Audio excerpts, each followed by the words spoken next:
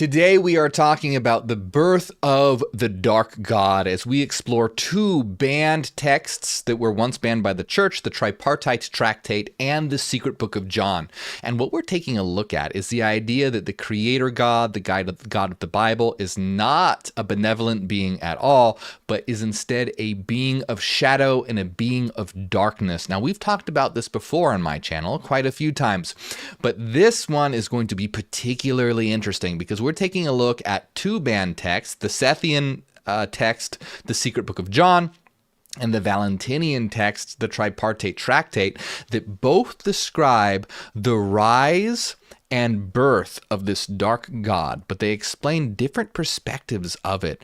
And the perspective in the Tripartite Tractate is all actually very, very interesting, where they start to describe this other being that's a higher, more powerful being that's actually using this evil god's desire and lust for power to order the world. And it's very interesting. There is so much to talk about too. I was looking at all this and being like, wow, this is some really good information. And I had to skip a lot.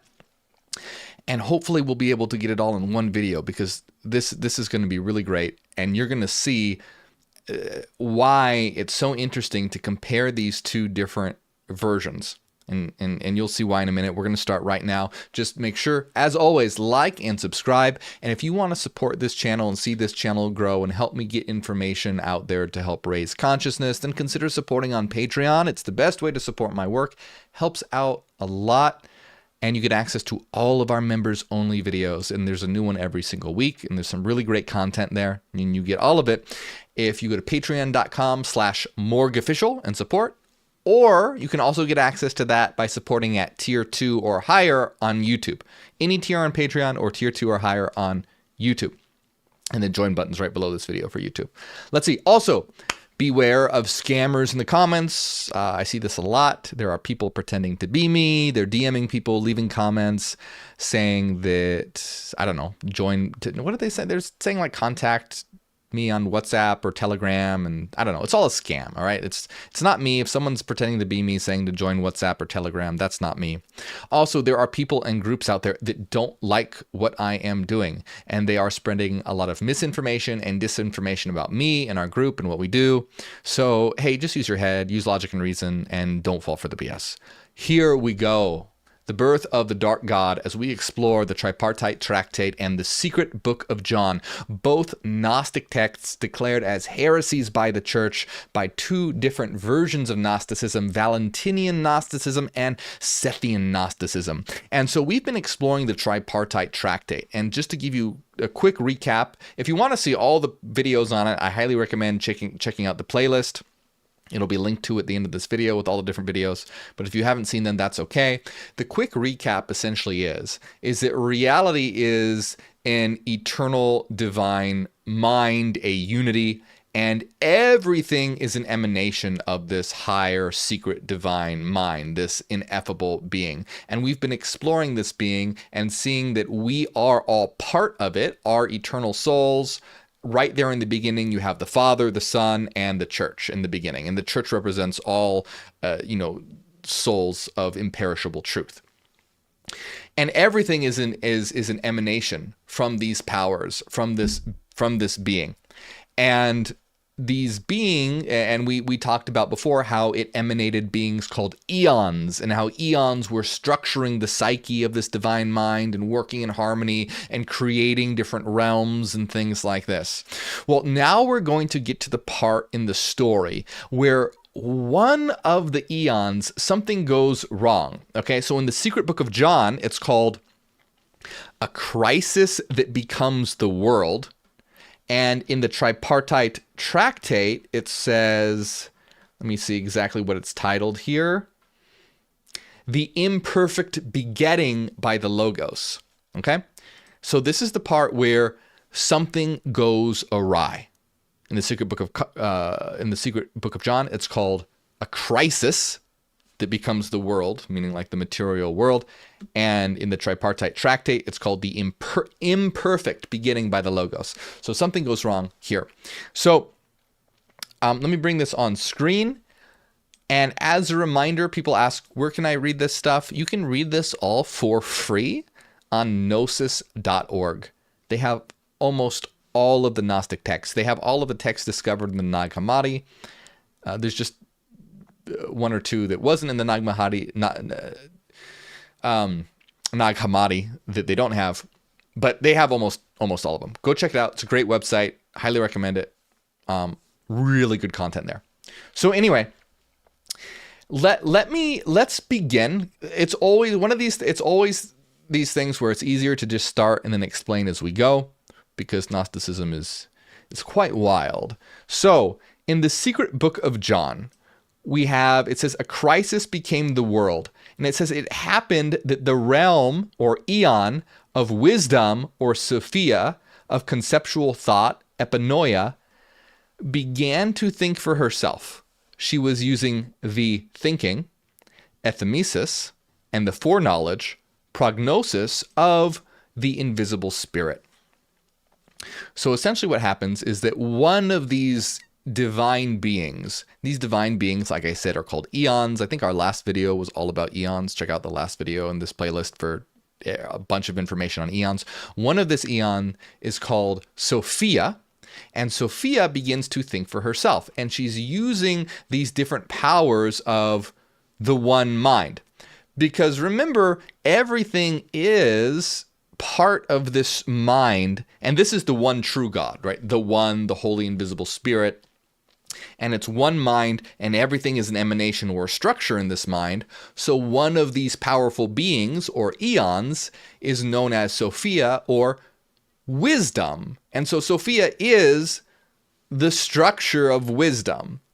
And the structure of wisdom and of conceptual thought, epinoia, and she began to think for herself. She used thinking and foreknowledge of the divine mind. So she's beginning to think for herself. She's beginning to use her powers of conceptual thought and thinking and foreknowledge by tapping into that underlying ability of the divine mind itself.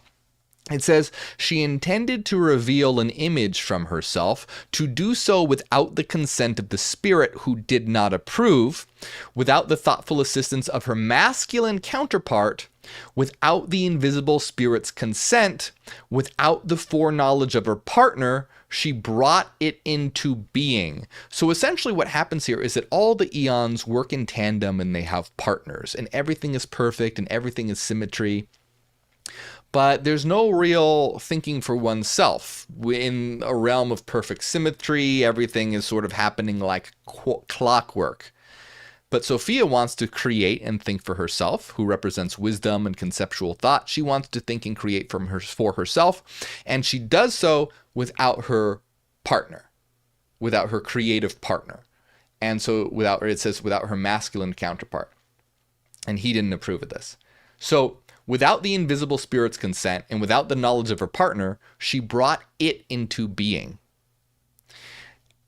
And this is one of the things that I think is fascinating, but I don't really like this idea in Gnosticism where it's almost like thinking for yourself is seen as bad, because this is what ultimately gives rise to the world of darkness and the evil creator God. But Gnosticism isn't necessarily about thinking. Not the message of Gnosticism isn't that thinking for yourself is bad. The whole message of Gnosticism is about knowledge and attaining knowledge of what one is. And so really breaking from,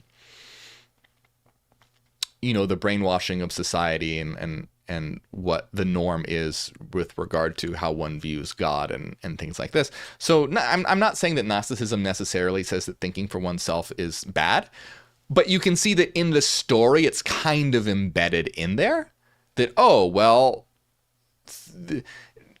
I'm not a huge fan of that. But see, I don't view the material world as evil either. I view the material world, and in the Neogenian system, the material world is the way that the one mind expresses itself, and we are all individualized, particularized, localized viewpoints and perspectives of the one mind, understanding it through the world that it creates. So basically, you can think of reality as like a video game world, or reality is like code that generates a video game world, so it can explore itself, basically.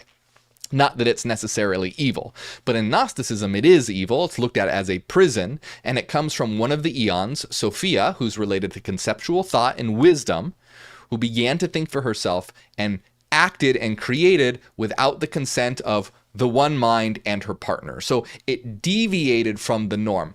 Now, interestingly, though, even though thinking for oneself is not necessarily, definitely not bad, it does fit in very well with how we know reality works and the Big Bang occurred, because in the Neogenian system, prior to the Big Bang, was a realm of perfect mind.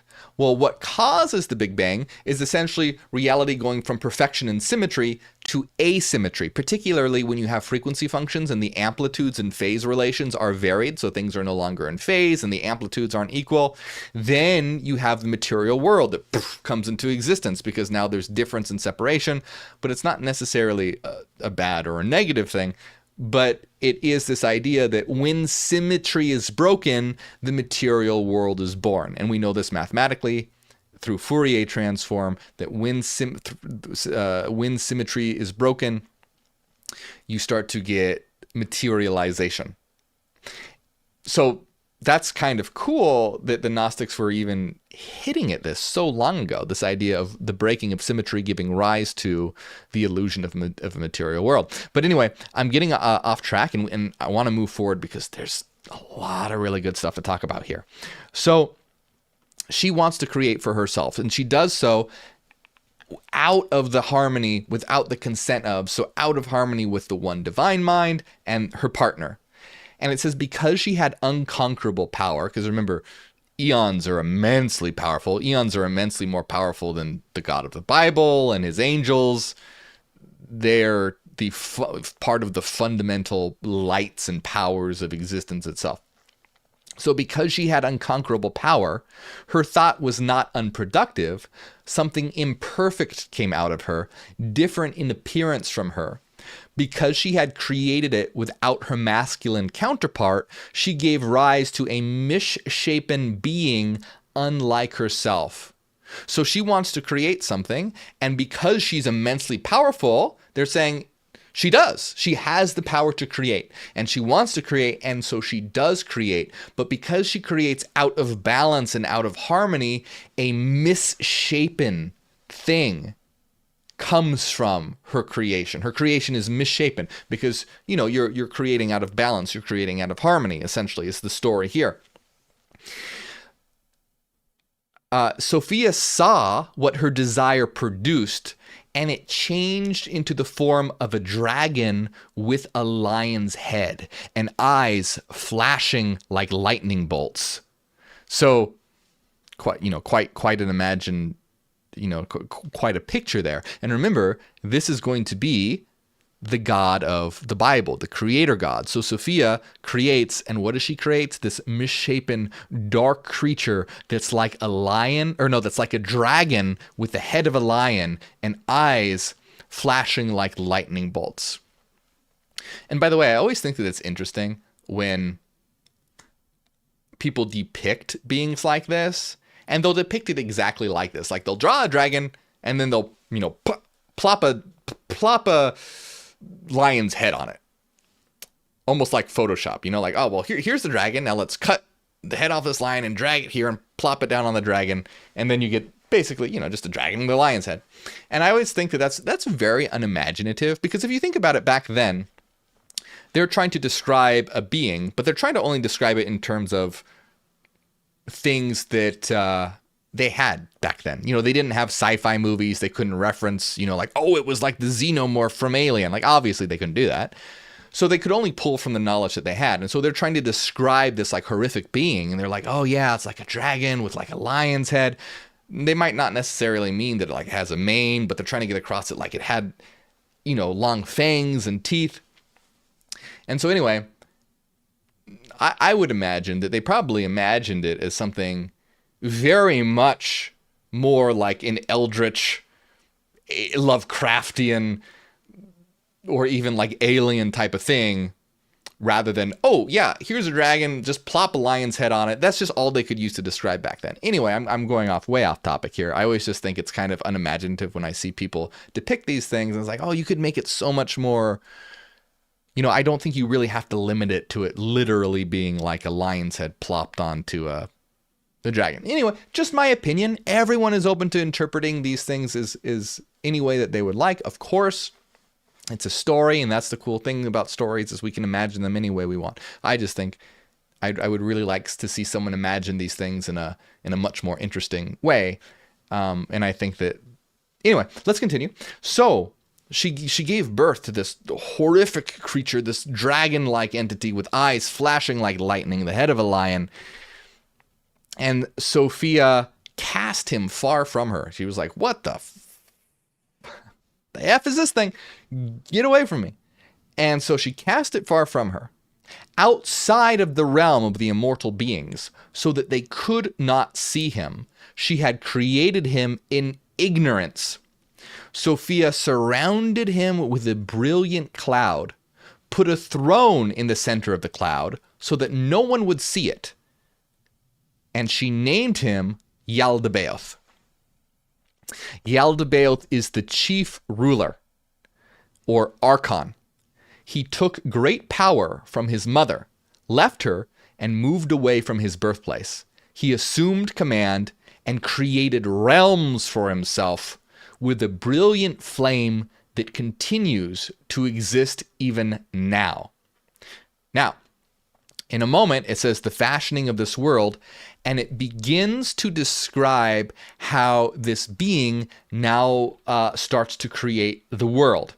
And let's just pause here for a moment before we start talking about how it creates the world, because it's very, very interesting how this being starts to create, and it's very cool. I want to talk to you about this, but there's something very important that we need to look at here. So you see that essentially, in a nutshell, Sophia creates, she's very powerful, but she does so out of harmony without the consent of her partner. She basically breaks harmony, and in so doing, she creates this horrific creature. And what does she do? She throws him out of the realm of divine light and puts a throne in the center of a cloud. And so he becomes this ruler, and he took his power from her, and he began to command and create realms for himself. This is all very important, so remember that. Okay, now here's where things get even more wild. So this is what the secret book of John says. Now we're going to turn to the Tripartite Tractate, and you're going to see that it's something very similar, but with some very important differences. Now, like I've told you before, I believe the Tripartite Tractate in Valentinian Gnosticism was likely an attempt to try and make these Gnostic ideas more palatable to what would become Christian orthodoxy. So more palatable to a standard interpretation of Christianity. Because you can imagine that this is very blasphemous, okay? You're talking about a being higher than God, and God is this dark evil being named Yaldabaoth, who's like a dragon and the head of a lion. But now let's look at the Tripartite Tractate. And what I want you to notice in here, all right, it's almost like they're trying to sneak this idea in a certain sense. It's almost like they're trying to smuggle it in so that in a more acceptable way. And you'll see what I mean. So let's take a look at the Tripartite Tractate, which begins with the imperfect begetting by the Logos. Okay, so now let me just start reading this here. And it says, the eons, remember, same thing, the eons are the emanations of this divine mind. Sophia, wisdom, conceptual thought was one of these eons, but now we're looking at it in terms of Valentinian Gnosticism and the Tripartite Tractate. The eons have brought themselves forth in accord with the third fruit by the freedom of the will and by the wisdom with which he favored them for their thought. They do not wish to give honor with that which is from an agreement, though it was produced for words of praise for each of the pleromas.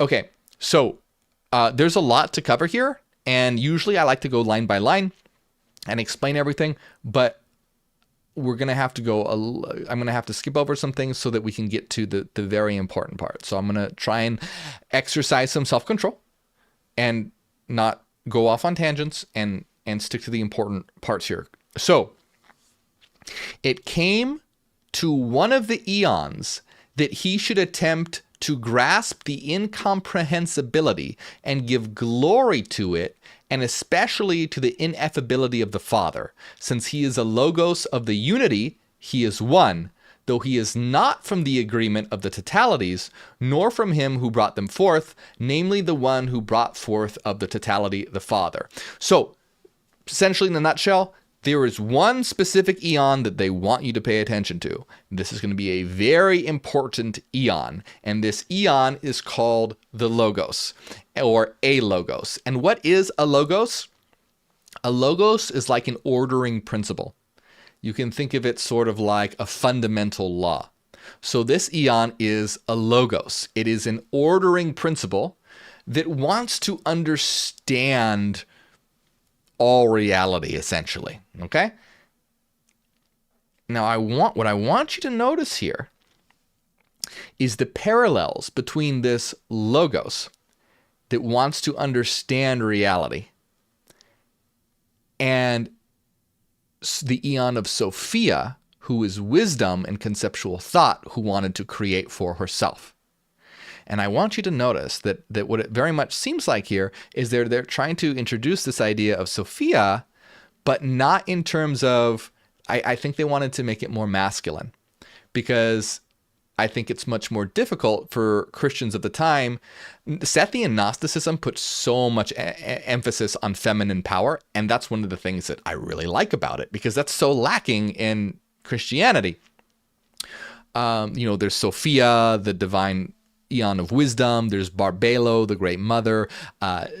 Eve is looked at as the force of life, and her daughter Norea is a conquering mind, and all these different fantastic feminine archetypes. However, Valentinian Gnostics, I think, were like, okay, well, people aren't really going to like this, so let's make it more masculine. And here, I want you to notice how you have this Logos, who I believe who was Sophia, but they're trying to reinterpret it so it's more acceptable. So notice this as we read it.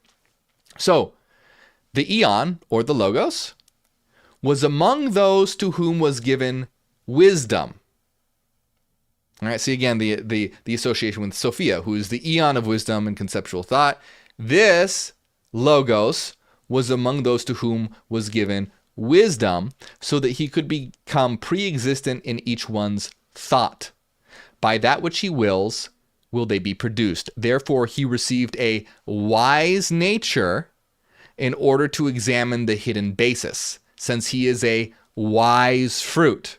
For the free will, which was begotten with the totalities, that was a cause for this one, such as to make him do what he desired, and with no one to restrain him. So basically, this eon, this Logos, this ordering principle, is associated with wisdom and has a wise nature and is pre-existent in one's thoughts. Wisdom is something that comes pre-existence or a priori, and he has the ability to examine hidden things. Wisdom. The intent then of the Logos, who is this one, was good. All right? So they're saying this Logos, who is associated with wisdom, had good intentions. When he came forth, he gave glory to the Father, even if it led to be something beyond possibility, since he had wanted to bring forth one who was perfect, from an agreement in which he had not been, and without having the command. Okay, now notice again, here you're having this Logos associating with wisdom, beginning to do things in which an agreement hadn't been reached, and without being allowed to do, without having the command to do it. Again, very much like Sophia, who acted without the consent of the one mind and her partner. Here, it says he has good intentions associated with wisdom and wanted to bring forth one who is perfect, but from an agreement in which he had not been and without having the command. This eon was last to have been brought forth by mutual assistance, and he was small in magnitude, and therefore he begot anything else for the glory of the will, and in agreement with the totalities, he acted magnanimously from an abundant love, and set out toward that which surrounds the perfect glory, for it was not without the will of the Father that the Logos was produced, which is to say, not without it will he go forth, but he, the Father, had brought him forth for those whom about he knew it was fitting that they should come into being. And just stay with me here. I know that that's a lot, but there's some good stuff I want to get to, so forgive me for not explaining every little sentence, but we got good things to get to. So the Father and the totalities drew away from him, so that the limit which the Father had set might be established, for it is not from grasping the incomprehensibility, but by the will of the Father. And furthermore, they withdrew, so that the things which come to be might become an organization which would come into being. And by the way, the Tripartite Tractate is like one of the most difficult Gnostic texts to understand. So you're doing a good job. We're doing good here. If you find some of this confusing, don't worry. Many scholars have found it extremely confusing as well. But essentially, in a nutshell, what's happening here is they're just talking about this Logos who is associated with wisdom, wanting to create and wanting to understand and wanting to know. It's this power that wants to create, wants to know, and wants to understand. So this is really interesting, okay? If it were to come, it would not come into being by the manifestation of the pleroma. Therefore, it is not fitting to criticize the movement, which is the Logos, but it is fitting that we should say about the movement of the Logos that it is a cause of an organization which has been destined to come about. So here, this is also interesting. What it seems like, remember, this is my interpretation, but I'm fairly confident about it. This is what it seems like they're saying. To me, this, again, think about it in terms of Gnostics going, okay, we want to explain this in a more acceptable way. So to me, what it sounds like when it's saying here is, therefore, it's not fitting to criticize the movement, which is this Logos. It was the cause of an organization which was destined to happen. So if we go back to Sethian Gnosticism, it was Sophia that created out of harmony and thus birthed essentially hell. Essentially birthed Satan and hell, Yaldabaoth and Earth, which is a prison planet that Yaldabaoth creates to trap souls. So in Sethian Gnosticism, you could imagine that Gnostics might be like, hey, what the fuck? Why'd you do that? But it's interesting, in this Valentinian Gnostic text, this entity that seems to be taking the role of Sophia, but rather it's a masculine Logos of wisdom, they're saying, don't criticize what it did, because this creation, this organization that it brought about was destined to happen. So they're basically, hey, don't be mad at the Logos. The Logos is doing what the Logos does. It's all part of the plan. The Logos himself caused it to happen, being complete and unitary for the glory of the Father, whom he desired, and he did so being content with it. But those whom he wished to take hold of firmly, he begot in shadows and copies and likenesses. Okay, so now we're getting into birthing of shadows and copies and likenesses. So essentially what they're saying is, okay, they're basically going, okay, all right, hey, now don't blame the Logos for what we're about to tell you that it did. It was destined to happen. And the Logos did it because he wanted to give glory to the Father. And giving glory to the Father is sort of this idea of just like expressing creative powers.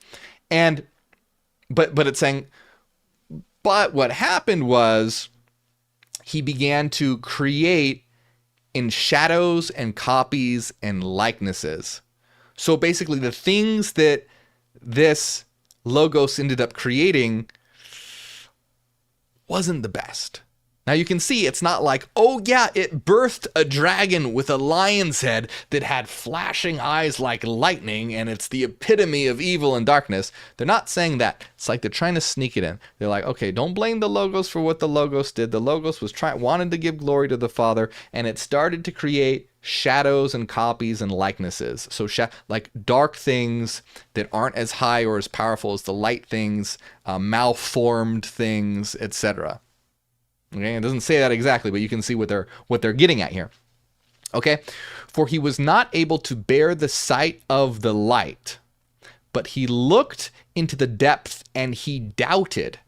Out of this there was a division. He became deeply troubled, and a turning away because of his self-doubt and division, forgetfulness and ignorance of himself and of that which is. So essentially, he started to create, but he was not able to see the light and understand the light, and so he started to doubt himself, and essentially from this doubt, all this sort of division and ignorance became generated.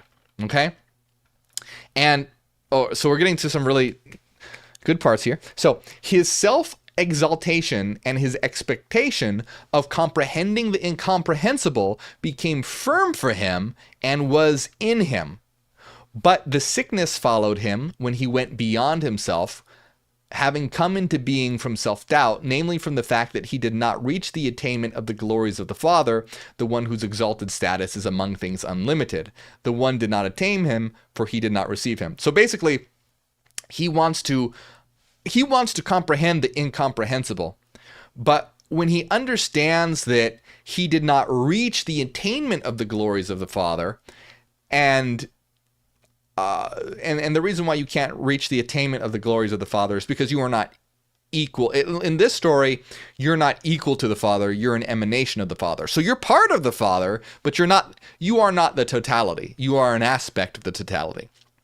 And so sort of this understanding that, oh, I'm an aspect of the totality, I'm not the totality myself, essentially self-doubt started creeping in, and it says this sickness that followed him when he went beyond himself, having come into being from self-doubt.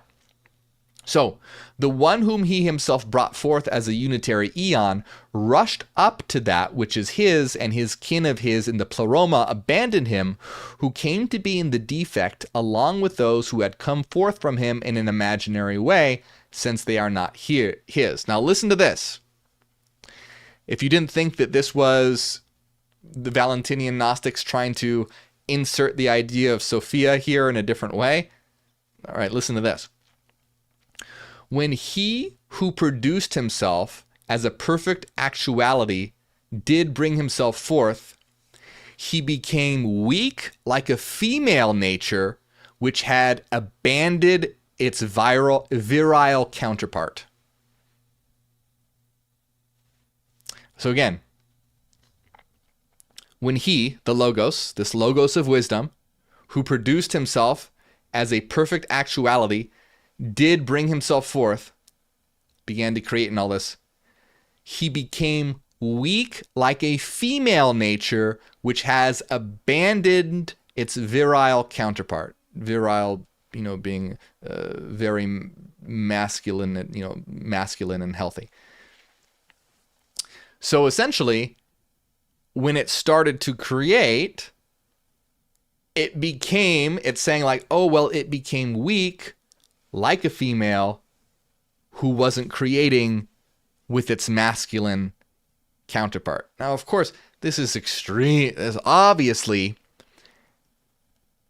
is based on or referencing or is comes from the idea of Sophia, who creates without the consent of her masculine counterpart. You have all the same things here.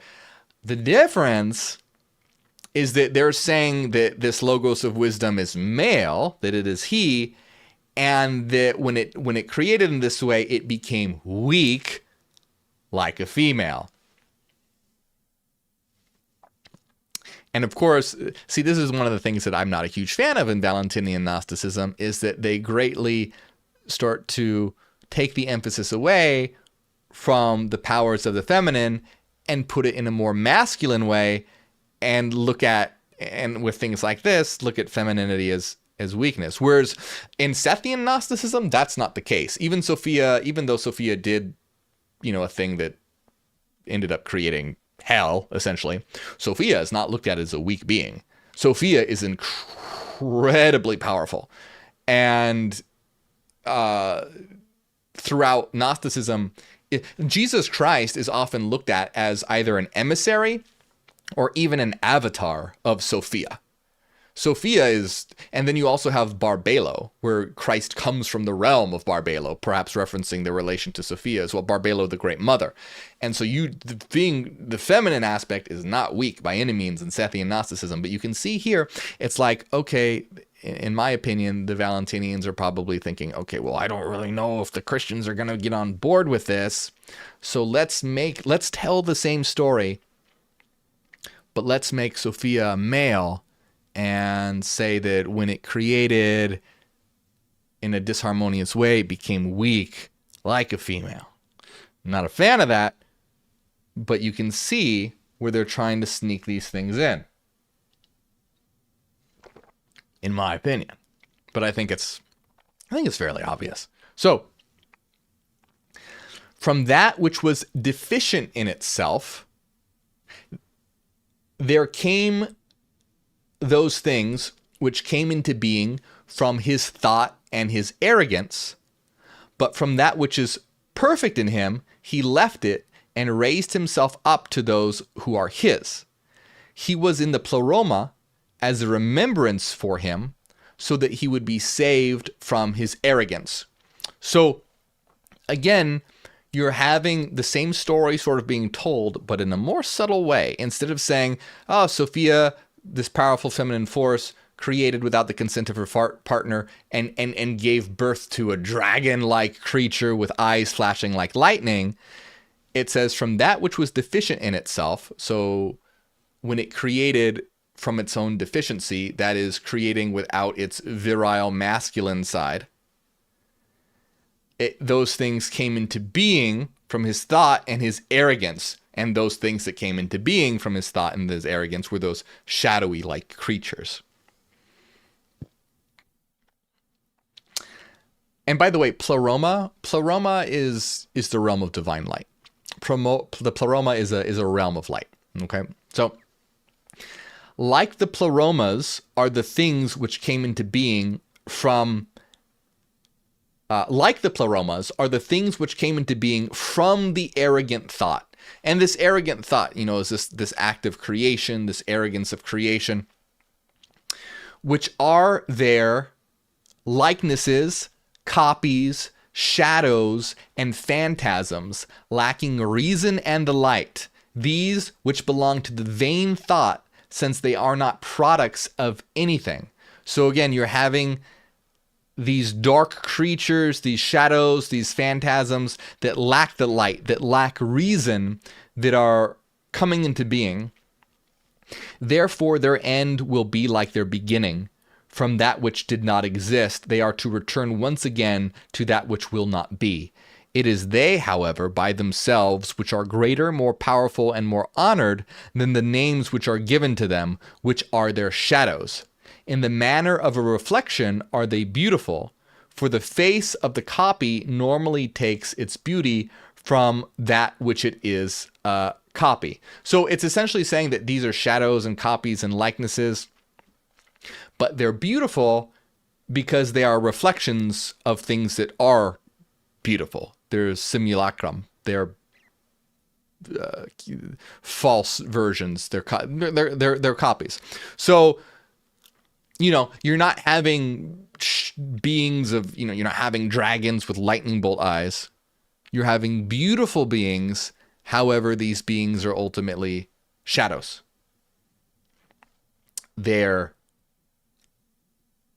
So you can see they're introducing this idea of these dark beings, but not in such an explicit, direct way. Because remember, one of these dark beings is going to end up being the God of the Bible. And so the Valentinian Gnostics are probably like, well, shit, we can't really say that the God of the Bible is a dragon. probably not going to go over very well. So let's try and sneak in this idea about shadowy beings, but beautiful beings that came forth from an arrogant creation, but are still useful. And you're going to see that in a moment. So they thought of themselves that they are beings existing by themselves and are without a source, since they do not see anything else existing before them. Therefore, they lived in disobedience and acts of rebellion without having humbled themselves because before the one because of whom they came into being. So this is a very common theme in Gnosticism. If you read the Bible, God is constantly saying, I am the one true God. There is no God but me. I am the only God. And the theme in Gnosticism is kind of the idea that Yaldabaoth, or the evil creator God, doesn't know who created him. So he kind of really believes that he's the one true God. Now, there's different versions of Gnosticism. There's a great story. I love this one. We did a live stream about this as well. On the origin of the world, where the head archon Yaldabaoth goes, I am the one true God. But it turns out that humanity isn't actually human bodies. They're spiritual beings that are gods. And you have one of these spiritual beings, Adam, who is a god, creating realms that are more powerful and heavens that are better than the God of the Bibles. And then so all the angels or demons or archons go to the God of the Bible and go, hey, you said you were the one true God. Who's this being that creates better than you and is ruining your creation? And then so you end up having Yaldabaoth create a body to attempt to trap this God, and then this is how you get humanity being traps because Yaldabaoth was scared of the power of Adam. And in that story, like Eve is the force of life, a god, basically, and way more powerful than the God of the Bible. But it attempts to trap. Check out that story if you want to know about it. It's really good. We have more to get to here, and it's really important. But anyways, there's this common theme in Gnosticism, in a lot of Gnostic stories, not all of them, that Yaldabaoth really kind of thinks that it's the only God because it's like blind to the light. It can't really understand it, and doesn't really know where it came from. And so anyway, you can see that they're also trying to sneak this idea in here. You see in Valentinian Gnosticism, at least with regard to this particular text, the Tripartite Tractate, it's like they're trying to sneak these ideas in here, subtly smuggle them in. So these beings that are beautiful as reflections, but are ultimately shadows, thought that they existed by themselves without a source, because they didn't see anything else that existed. Because of that, they lived in disobedience and acts of rebellion, without having humbled themselves before the one because of whom they came into being. So they were ignorant of the one. They thought that they were basically like their own self-created beings, and so they fought for dominance and power. Yeah, it says this right here. They wanted to command one another, overcoming one another in their vain ambition, while the glory which they possess contains a cause of the system which was to be. So in this version, you have the Logos who created these shadowy copies, and they all basically thought that they were self-created. They're not aware of their creator. They're not aware of the one mind. So they're all trying to dominate they're all, I'm the one true God. No, I'm the one true God. They're all trying to dominate and control each other. They are likenesses of the things which are exalted. In other words, they're copies. They're dark versions. When it says they're likenesses of, it means like a malformed copy. They're dark versions of that which are exalted. They were brought to a lust for power in each one of them, according to the greatness of the name of which each is a shadow, each one imagining that it is superior to his fellows. So each one of these beings, each one of these dark beings thinks that it's the best, that it is the superior, and they all are lusting for power and fighting each other to try and rule. This is a great story, by the way. Like, someone please make a movie about this. How has no one made Gnostic themes into a movie? Forget Marvel, forget Lord of the Rings, forget Star Wars. Hey, I love Star Wars, I love Lord of the Rings, but I've never really seen very many Marvel movies. But this, someone needs to make this into a movie. This is great. So they're all fighting. Each one believes that it is the power that all these dark gods are fighting. The thought of these others was not barren, but just like those of which they are shadows, all that they thought about they have as potential sons, those of whom they thought they had as offspring. And so this is very, very cool. Remember that these are all like dark thoughts and dark ideas, because this is all happening in a divine mind. So this is why, Sophia is the eon of wisdom and epinoia and conceptual thinking. Like, Sophia represents the idea of wisdom and conceptual thinking. Then you have like the logos in this story, which is also associated with wisdom and an ordering power and a creative power.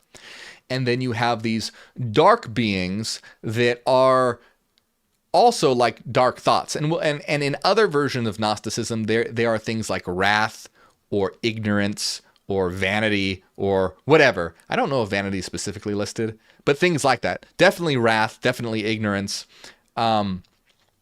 Whereas like instead of wisdom, you have ignorance. You see how they're like shadowy copies or inversions almost. Instead of wisdom, you have ignorance.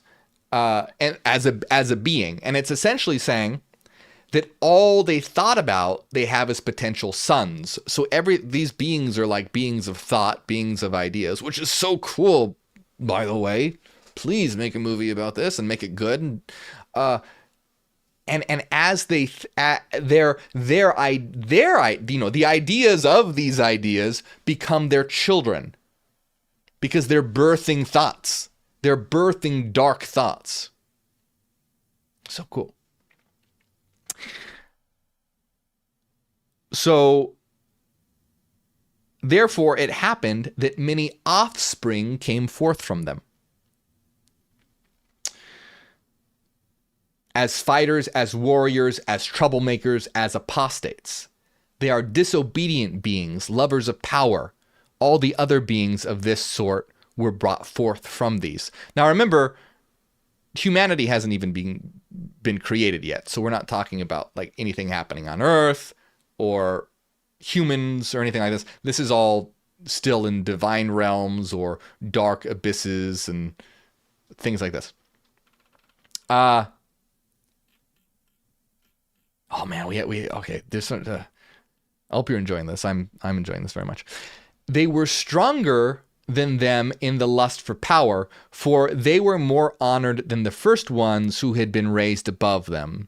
Those had not humbled themselves. They thought about themselves that they were beings originating from themselves alone and were without a source. As they brought forth at first according to their own birth, the two orders assaulted one another, fighting for command because of their manner of being. As a result, they were submerged in forces and natures in accord with the condition of mutual assault, having lust for power and all other things of this sort. It is from these that the vain love of glory draws all of them to desire of the lust for power, while none of them has the exalted thought nor acknowledges it. Just really emphasizing here that all of these beings think that they're superior. None of these beings know or acknowledge that they have a creator. None of them acknowledge the one divine mind. They're all fighting with each other, and they have split into basically like two opposing factions.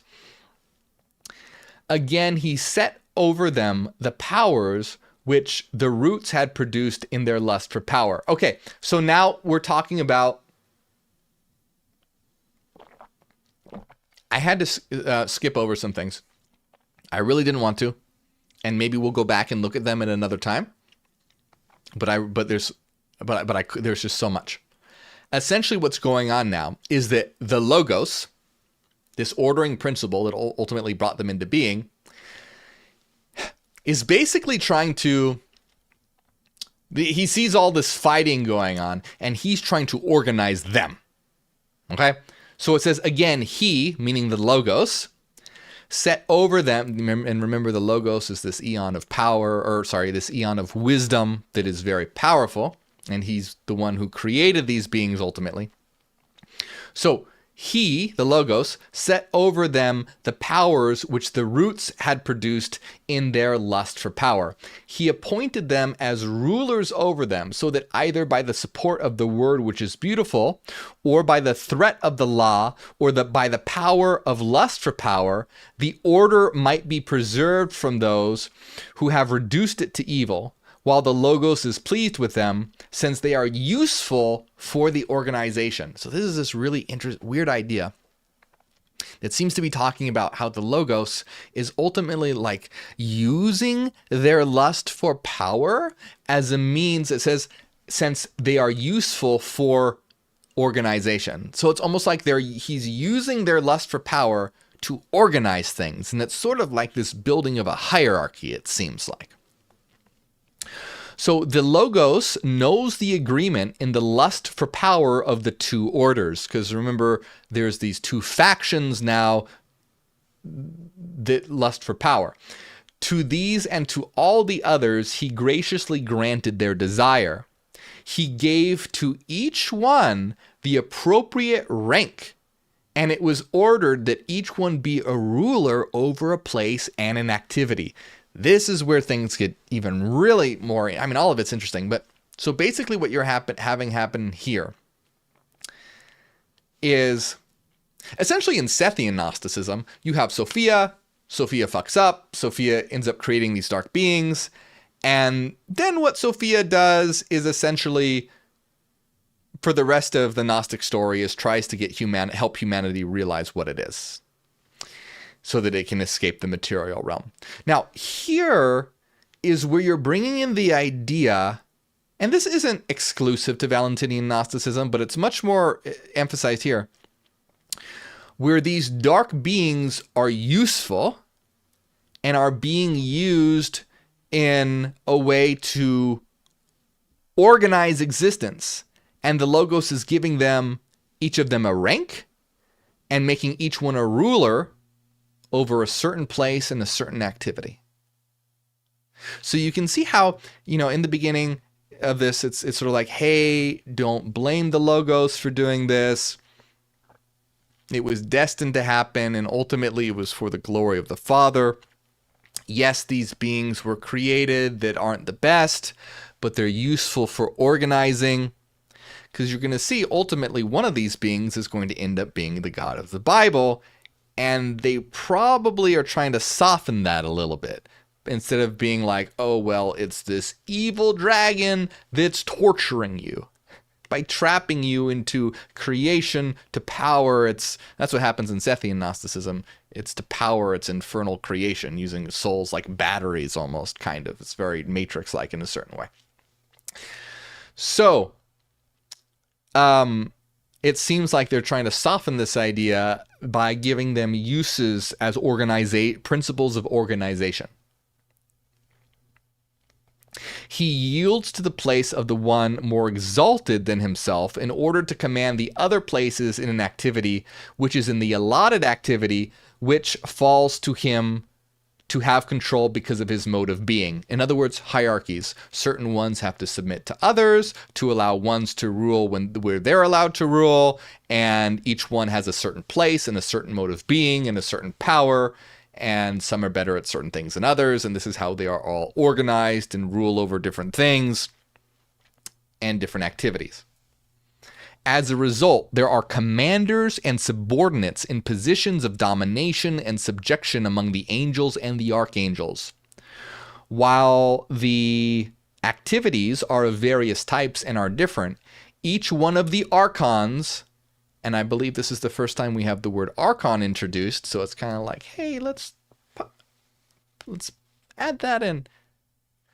So now, all right, these beings are the archons. And of course, we know through other forms of Gnosticism, archons are the big bads. They're the bad guys. The archon means rulers. And so we're seeing that these are ruling, organizing principles, archons. Each one of the archons, with his race and his prerequisites to which his lot has claim, just as they appeared, each was on guard, since they had been entrusted with the organization, and none lacks command, and none is without kingship from the end of the heavens to the end of the earth, even to the foundations of the earth and to the places beneath the earth. There are the kings, there are lords, and those who give commands, some for administrating punishments, others for administering justice, still others for giving rest and healing, others for teaching, others for guarding. Okay, so you see how these archons are ruling over different aspects of reality and different activities, but you'll see they're not necessarily all bad in this interpretation. Some of them are, well, kind of. It's more complex than that. These, essentially, the Logos sees, all right, well, we have these beings, these shadowy beings. They're like copies of the true realm, and they all want power, but their lust for power can help an organization. So the Logos begins organizing them, structuring them, letting them rule over certain areas. Some of them deliver punishments, others deliver justice. Still others give rest and healing, others teach, and others guard. So these beings aren't necessarily as evil as depicted in Sethian Gnosticism. In Valentinian Gnosticism, they're more like bratty children, or they're chaotic principles that need to be reined in. I think that's a better way to say it than bratty children. They're like chaotic principles that can be harnessed for certain activities. This Logos created a mess because it did so out of harmony and was like, okay, now let's try and order the mess into something useful. Now here comes the important part of the story. Over all the archons, he appointed an archon with no one commanding him. Now this archon is capitalized. Over all the archons, little a, he appointed an archon, capital A. Basically, an archon of archons. Over all the archons, he appointed an archon with no one that commands him. So this is the top archon, the big bad, the main villain here. Well, in this story, kind of villain, subtly villain. Only not so subtle. Anyway, this is the main bad guy. No one commands him. He is the Lord of all of them. That is, the countenance which the Logos brought forth in his thought as a representation of the Father of the totalities. This is so interesting to me. What happens is, what this being is supposed to do, or what this Logos intends, so the Logos brought forth in his thought to make this being, this archon of archons, to be a representation of the Father of the totalities, of the One. So basically this archon of archons, which we know to be the creator God of the Bible, is supposed to be like a copy, a representation of God. It's not God, but it's a version of it that the Logos created to represent the one God, which is the divine mind of which we are all extensions of. So do you see how it's giving a useful role to this being? And do you see how this would be much more palatable to Christians? It's like, okay, the God of the Bible isn't a dragon with eyes flashing like lightning bolts and born in shadow. And no, what it is, the Valentinian Gnostics are saying, the God of the Bible is not the one true God, but a copy of it. And so do you see how this would be most likely a lot more palatable to mainstream Christians? Well, there wasn't really a mainstream back then, but what would become Orthodox mainstream Christianity?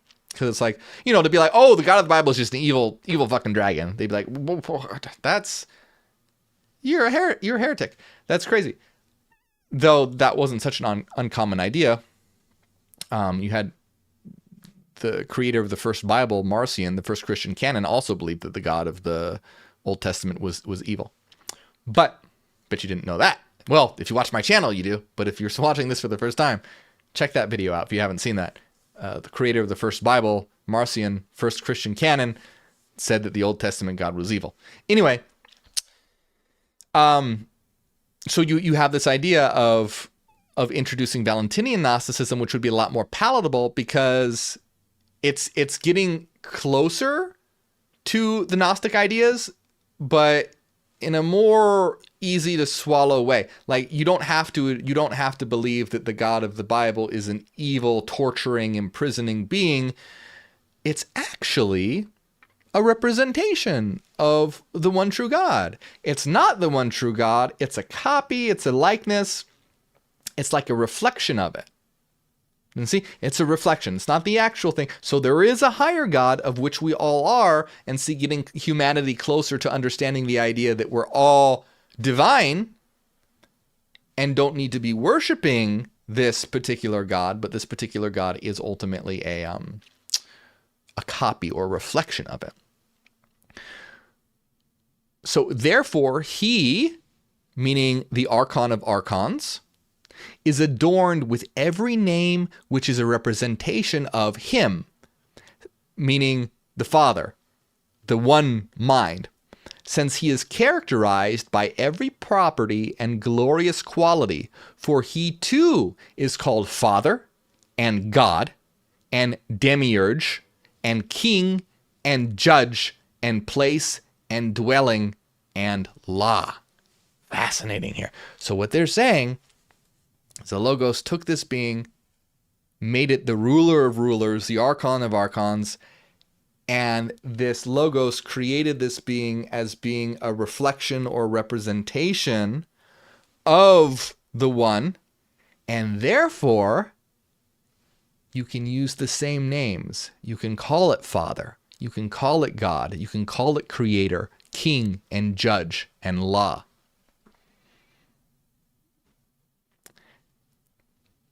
Very interesting how, to me, I think it's pretty apparent that this is like trying to introduce, because now, if you're, more of the, what would become mainstream Christianity, if you're more of that mindset, you can still call the God of the Bible God and Father and Creator and King and Judge, and all that stuff still applies because it has those names, because it's a reflection or symbol or version, lesser version of the one true God. It's a representation of it, so you can still call it God. You don't have to be like, oh, it's actually Satan. You can call it's God, it's Father, it says right here, all the names that would be applicable to the one true mind is applicable to this being because it's a representation of it. Very clever. Very clever. The Logos uses him, the Demiurge, the archon of archons, the God of the Bible, uses him as a hand to beautify and work on the things below, and he uses him as a mouth to say the things that will be prophesied. So now this archon isn't necessarily this evil dark being, rather it's being used by the Logos as a way to beautify the world, and uses this being as its to proclaim the things that uses him as its mouth to say the things which will be prophesied.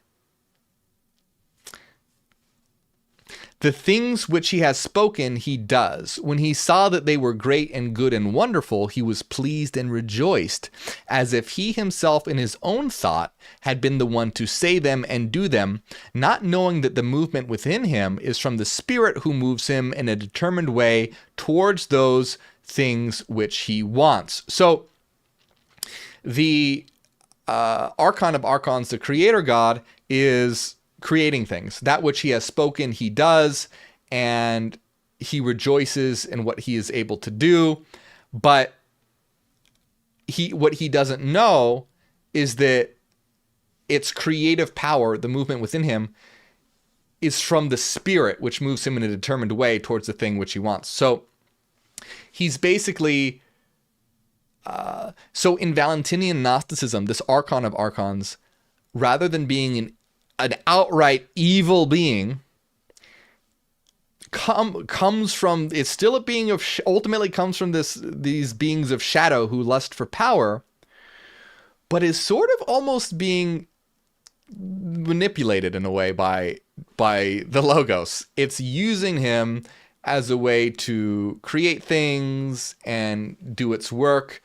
And meanwhile, the Demiurge, the Archon of Archons, thinks everything it's doing is great, but doesn't realize that it's basically being controlled by the spirit. In regard to the things which came into being from him, he spoke of them, and they came into being as a representation of the spiritual places which were mentioned previously in the discussion about the images. Not only did he work, but also as the one who was appointed as father of his organization, he engendered by himself and by the seeds, yet also by the spirit which is elect and which will descend through him to the places which are below. Not only does he speak spiritual words of his own, but in an invisible way he speaks to the spirit which calls out and begets things greater than his own essence. The power of the spirit is being able to be utilized through him, which is greater than it. It's a being. This Archon is ultimately this being of shadow, but the spirit is able to allow it to create things and do things greater than its own self. And it's not, the Archon isn't even really aware that the power doesn't come from itself. It thinks it's just all super great. Since in his essence, he is, and this is in quotes, since in his essence, the Archon, he is a God and Father, and all the rest of the honorific titles, he was thinking that they were elements of his own essence. So this being, since he has all the titles of the one, this Archon begins to think that it is what it is, that are its own essence, when really it's a reflection of the one. He established a rest for those who obey him, but for those who disobey him, he also established punishments. With him, too, there is a paradise and a kingdom, and everything else which exists in the eon which exists before him. They are more valuable than the imprints because of the thoughts which is connected with him, which is like a shadow and a garment, so to speak, because he does not see in what way the things which exist actually do exist. So again, this being, there's basically a heaven and a kingdom and all this, but it's not the same as the eternal realms. It's a heavenly realm with the angels, and which are also archons, and he wears shadow like a garment, and he's not, because he's not aware of how the true realm really exists. So you're having the Archon, the God of the Bible, as being more of this ignorant entity, this lesser entity that's a reflection of the one true God, but kind of starts to think that it is the one true God, and it's not necessarily totally evil, it's just very ignorant, and starts to, but it does absolutely has a lust for power. So you can see here how they're trying to sneak this idea in as much as a palatable way as possible. He established workers and servants, assisting in what he will do and what he will say. For in every place where he worked, he left his countenance and his beautiful name, affecting and speaking of the things which he thinks about. He established in his place images of the light which appeared, and of those things which are spiritual, though they were of his own essence. For thus they were honored in every place by him, being pure from the countenance of the one who appointed him. And they were established paradises and kingdoms and rests and promises and multitudes of servants of his will. And though they are lords of dominions, they are set beneath the one who is Lord, the one who appointed him. So now they're basically describing this being like the God of the Bible, because they're probably trying to get Christians to be like, oh, okay, well, this is the God of the Bible. It's this being that's very powerful, and it is creating kingdoms and heavens and servants and lords, and he's Lord. He's Lord of the lords. After he listened to him in this way, properly about the lights, which are the sources and the systems, he set them over the beauty of the things below. The invisible spirit moved him in this way so that he would wish to administer through his servant, whom he too used as a hand and as a mouth, and as if he were his face. And his servant is the things which he brings order and threat and fear, in order that those with whom he has done what is ignorant might despise the order which was given for them to keep, since they are fettered to the bounds of the archons which are on them securely. So again, just more hierarchy and rule. He's able to use people as servants and as his hand and as a mouth, but ultimately this archon is the archon of archons. The whole establishment of matter is divided into three. The strong power, which the spiritual logos brought forth from fantasy and arrogance, he established in the first spiritual rank. Then those powers, which are these produced by their lust for power, he set in the middle area, since they are powers of ambition, so that they might exercise dominion and give commands with compulsion and force to the establishment which is beneath him. Those which came into being through envy and jealousy, and all the other offsprings from dispositions of this sort, he set in a servile order, controlling the extremities, commanding all those which exist and the realm of generation, from whom come rapidly destroying illnesses, who eagerly desire begetting, who are something in the place where they are from and to which they will return, and therefore he appointed over them the authoritative powers, acting continuously on the matter, in order that the offspring of those which exist might also exist continuously, for this is their glory. So essentially they're describing this hierarchy. You have the Logos, and then you have the beings that came forth from the Logos because of the Logos' own arrogance in its creation, and then you have the beings that were sort of like the ideas of those shadows that were also created as well. And they all have lust for power, and they all want dominion. And so essentially it's establishing this hierarchy, and in Gnosticism you're having this introduction now of basically like where evil comes from, and essentially saying that from the creation of this Logos, you have these beings that lust for power, but they can be utilized in a way that's useful for organization, but ultimately things like envy and jealousy and all these negative things come forth as well. And this is where I'm just looking at more of this. This is where the Logos uses these powers as an organizing principle. Because the Logos is, what Logos means is, Logos means word. And Logos is often used to mean word or reason. And in Greek philosophy, Logos is an ordering principle.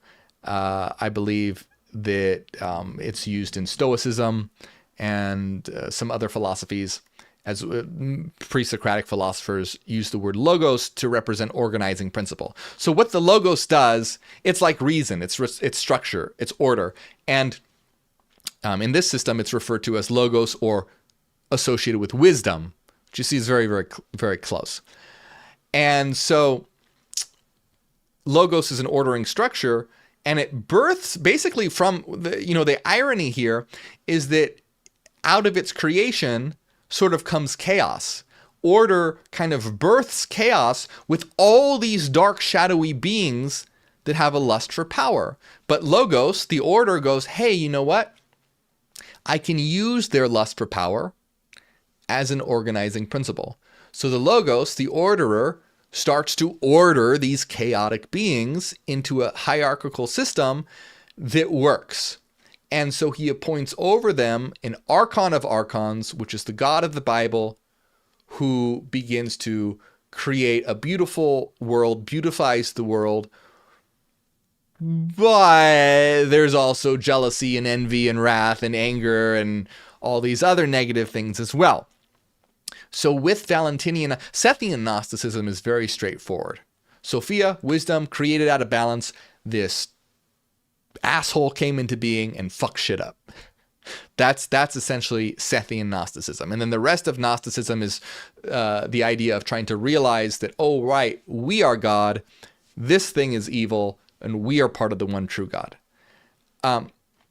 Valentinian Gnosticism is similar.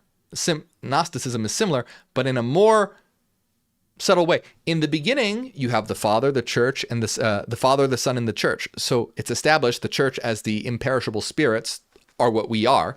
So we are eternal, we are God.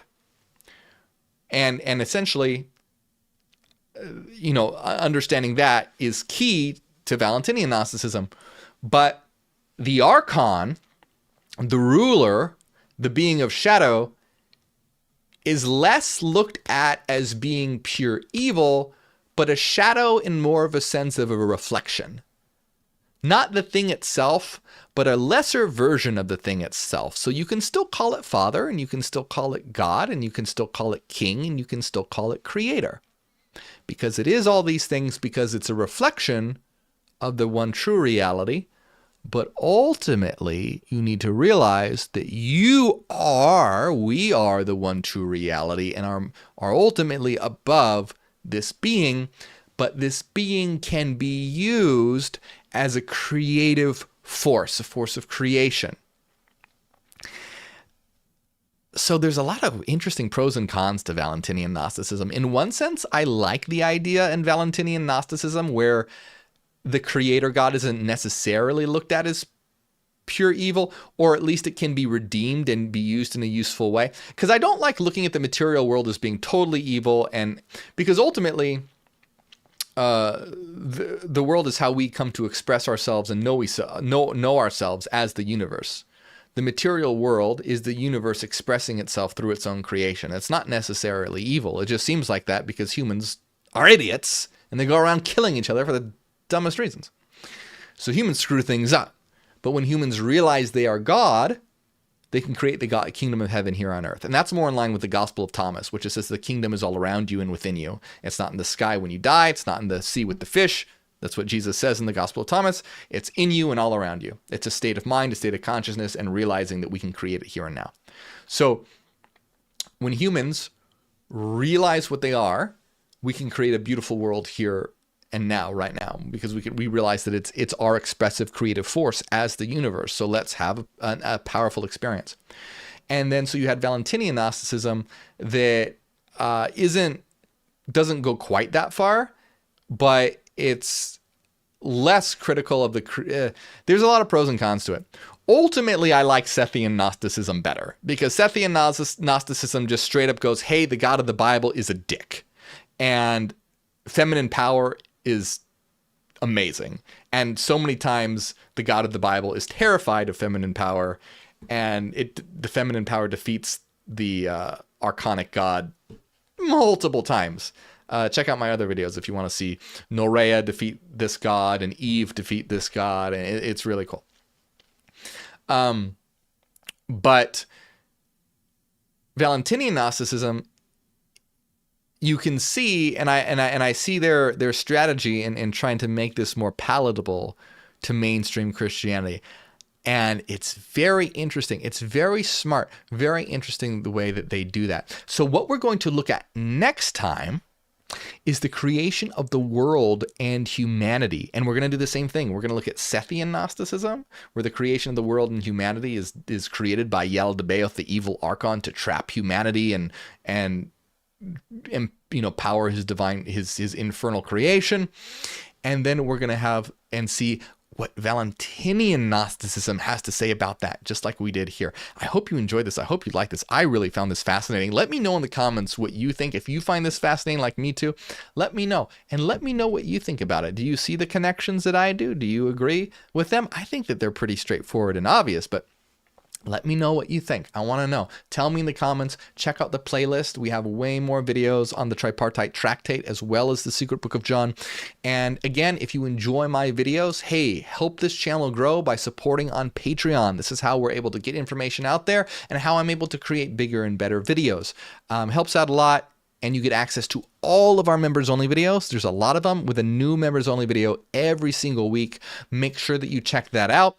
And you can support on patreon.com/MorgueOfficial or tier 2 or higher on YouTube for the members only videos. Now, once again, remember, this isn't church, so don't feel obligated to donate or support, rather. You don't have to.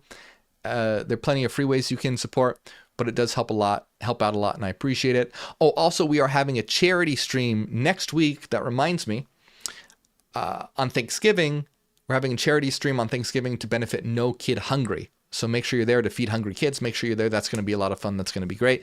Now, I do want to give a shout out to everyone who supports, especially Renaissance Fairy, Cassidy, Angela, the Halloween Mom, DB, Enki, Nusalina, Paul Rogers III, Eric Fire, Massam, Christopher Smith, and everyone else. Thank you very much.